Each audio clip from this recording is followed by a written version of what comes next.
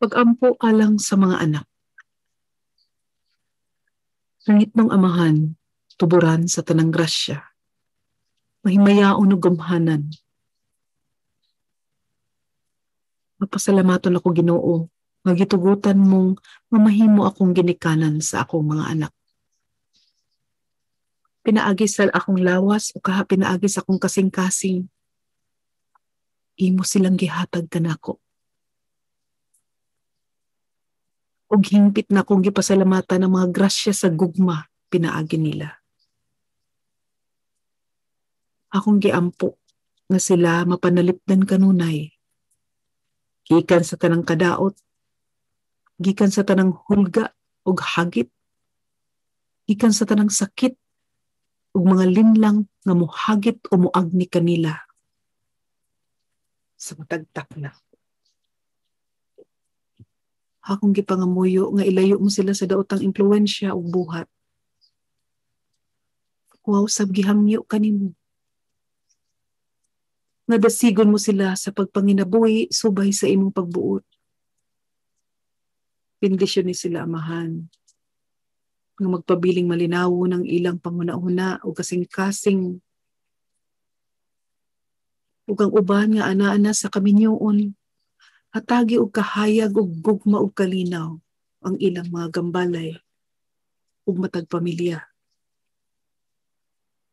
Nga unta motuhop ang ilang pagtuog pagsalig nga kanimo. Sa kanunay mahiduol silang tanan sa imong presensya. Hinunoa nga unta malakip sila sa grasya nga imong isabwag sa tanan nimong binuhat. Sa panahon sa akong pagpanginabuhi o kaha sa panahong adunay balatian,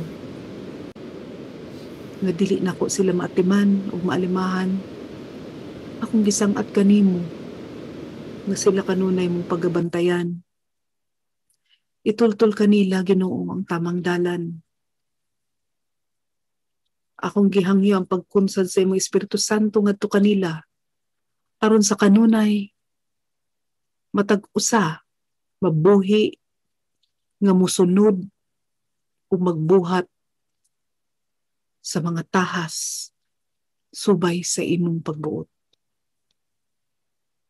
Ginoo, dili namo kini mabuhat ang tanan kung ikaw layo ka namo. Among kipasudunggan ang imong gahom, ang imong himaya, ug ang imong ngalan sa tanang panahon. Ikaw ang among kadaugan, ug nang hinaot kami nga kining kadaugan magpabilin tungod sa among pagtuog, tungod sa imong gugma nga nikanamo. Luwas sa kami. Luwas sa ang akong mga anak ug ang tanang mahal ko sa kinabuhi. Gikan sa kadaot, gikan sa mga panulay. Amen.